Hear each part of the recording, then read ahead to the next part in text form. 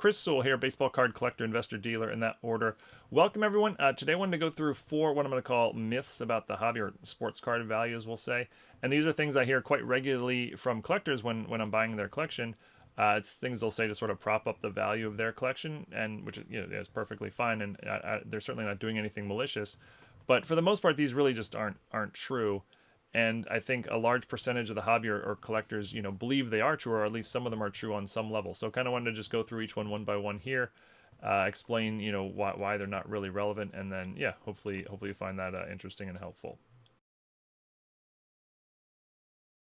So the first one I don't hear that often, but I definitely hear it regularly, and that is a player's cards are going to go up in value once he retires. Like, I'm holding on to this player's cards because when he retires, they're going to go up and be worth a lot more. And this is just not true. Historically, it's not accurate at all. And in fact, it's the opposite. Like, cards tend to go down in value once a player retires. And this makes perfect sense.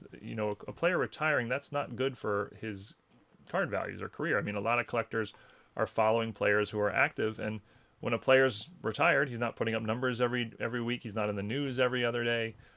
He's just not in people's minds as much, so a lot less people are interested in purchasing their cards. Demand for his cards will go down, and that will send the values down. And this is almost always the case. And today I hear that often with players like LeBron James and Steph Curry and Kevin Durant, for a bunch of basketball examples, but in all the sports.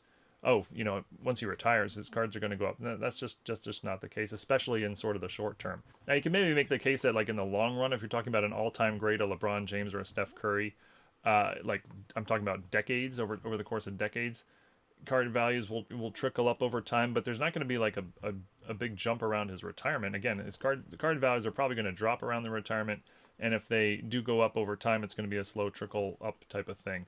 So, waiting for a player to retire before selling the cards is not a strategy that makes any sense. I'll throw out one sort of slight exception to this, and that is if a player has like a ton of hoopla around their retirement, and there's like a big event scheduled, and like ESPN is putting out stories on the player every day for a couple of weeks, then you might see like an increase in demand in their cards around that event. But it's going to be a very short-term thing, and then shortly after the event's over, you're most likely going to see the decline in values that we always see when a player retires. I'll throw out 2 recent, just very straightforward examples. First, Albert Pujols.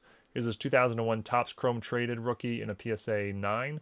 Albert Pujols retired in 2022, and here's some sales of the card in basically the second half of 2022. You can see in September of 2022 is about a $600 card. He retires roughly in the middle of this chart. And then by November, just a couple months after he had retired, the card was all the way down to 300. So it dropped from 600 to 300 in about a 4-month span there around his retirement. Another example, Tom Brady. Here's his 2000 Bowman rookie in a PSA 8.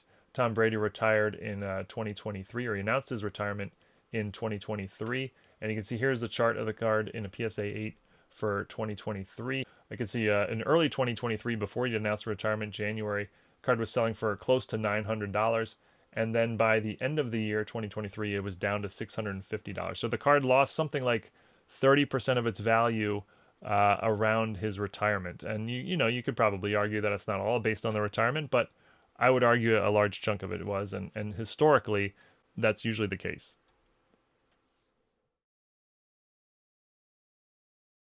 So the second example is very similar to the first, and that is, when a player makes the Hall of Fame, his cards are going to go way up in value.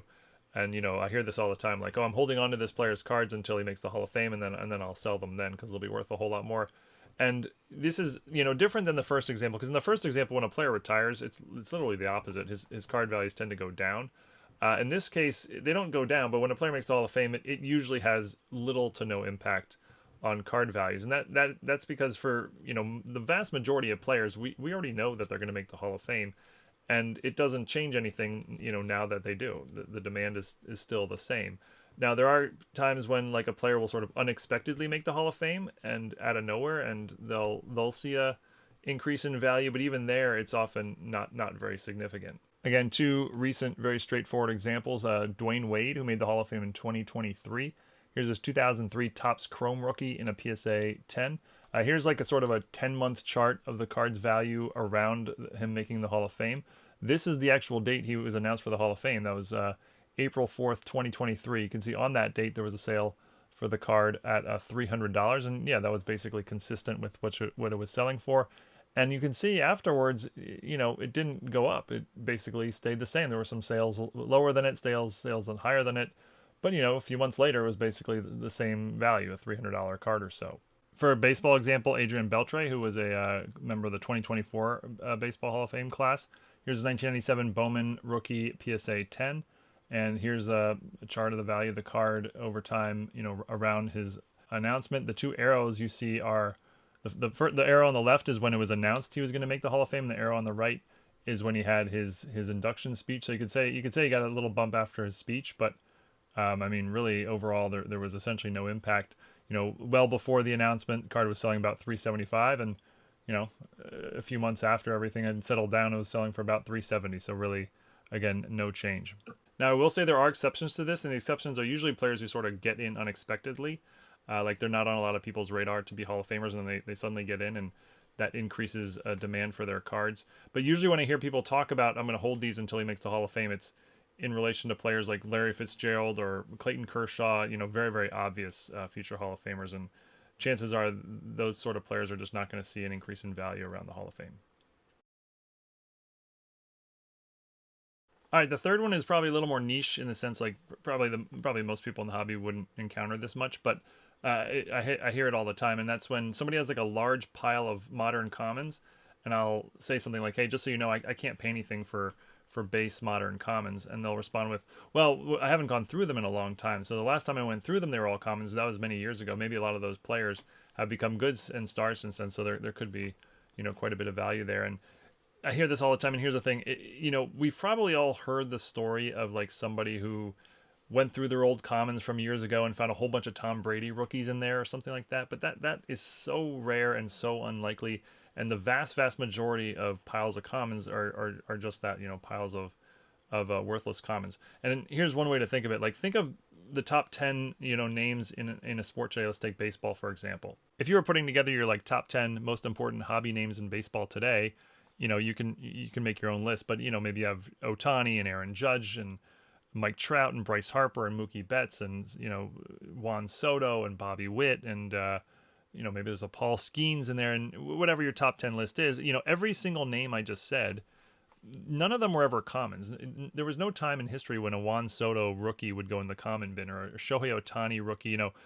Even at their lowest point, they were still very notable cards. They're rookies, and you have to go pretty far down the list.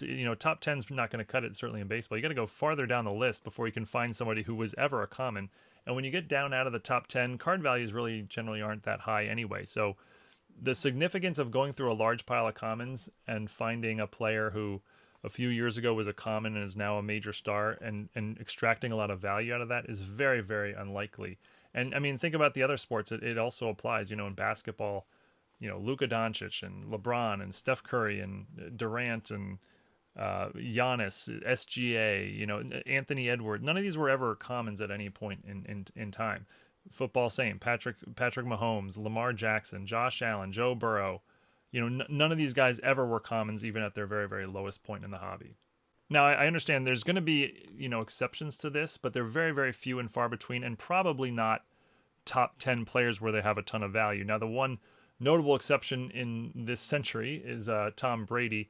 But even there, it's just a very, very, very unlikely scenario. Tom Brady was a rookie in 2000, and he was a 6th-round draft pick, and he, rode the bench his first year. So, at the end of 2000, he would have been a common. But by the end of 2001, he was a superstar, and he won the Super Bowl. So there was only like a 1-year window where Tom Brady cards would have gone into a common bin. So a collector would have sort of had to stop collecting right around 2001 for that to be the case, because if he stopped collecting in 99, Brady cards wouldn't have existed yet, and if he stopped collecting in 2003, Tom Brady was a superstar by then. So there's only like a 1-year window where a collector would have had to stop collecting, in the sense where like Tom Brady rookies might today be found in the common bin, and that's just very, very unlikely, and in my experience almost never happens. All right, and the fourth sort of myth that I'm covering here is that if you're an autograph collector and you got the autograph in person, that's sort of enough to guarantee that it's authentic. Now, obviously, in your mind, that guarantees it's authentic, and you know it is.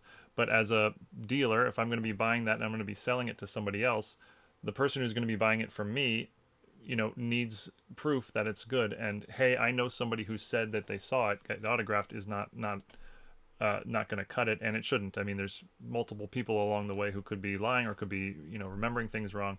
And that end buyer, that's just not enough. It has to be authenticated if I want to get like full value or strong prices out of it.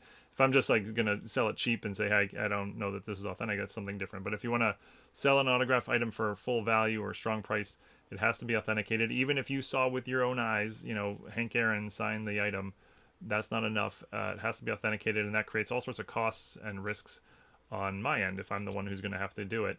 It's very expensive to get things authenticated. It takes a lot of time. And it's very risky. It's they're giving basically a pass-fail grade with a card to PSA. You can make a prediction. I'll get things wrong all the time, but with an autograph, it's even harder because if they see anything that suggests anything or anything they're not sure about, they're going to give it a fail. And so items fail quite often. And everyone has a story of, hey, I saw this autograph in person and I sent it to PSA and they didn't pass it. There's lots of examples of that, and that's because they're being extra cautious. So. The myth I'm sort of debunking here is that, having seen the person autograph the item in person is not enough when it comes to the resale game. Obviously, if it's a PC item and just something that was special to you, that's not what I'm talking about. But yeah, in the resale game, it's not enough. But that's it. Thank you everyone for watching. Hope you enjoyed, and I'm going to be doing a unique collections from around the hobby video soon. I used to do those more regularly, but for anyone who has a collection that they'd like to share with my audience. It can be, the only requirement about the collection is that it's unique. It doesn't have to be expensive. It can be, but it has to be unique. Like not something you can just go out and buy tomorrow. It has to have been put together over time, a labor of love. And if you have something like that you'd like to share, please send me an email, and I'll see how many responses I get and make a video about it. But I really appreciate everyone watching again, and see you all again next time. Thanks everyone.